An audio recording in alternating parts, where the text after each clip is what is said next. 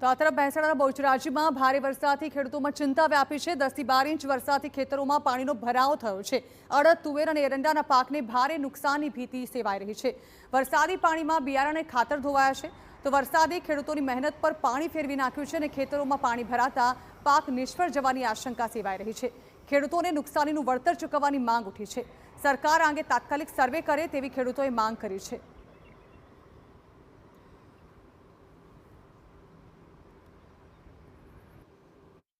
ભયંકર નુકસાન છે।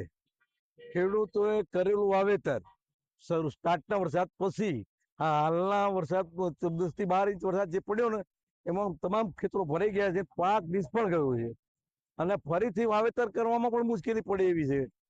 બરોબર, એટલે ખેડૂતોને ખાતર, પાણી, ખેડ એ સૂત્ર બધું પાણીમાં ગયું છે। શું માગે સરકાર પાસે? પાકમાં અડદ, ગુવાર, એરંડા, શેણ આવા વગેરે વગેરે પાકો વાયેલા છે। કપાસ પણ વાયેલા હતા, એ પણ નિષ્ફળ ગયા છે। અત્યારે નુકસાન તો અડદનું મોટું થયું અને તુવેરનું થયું, બરાબર।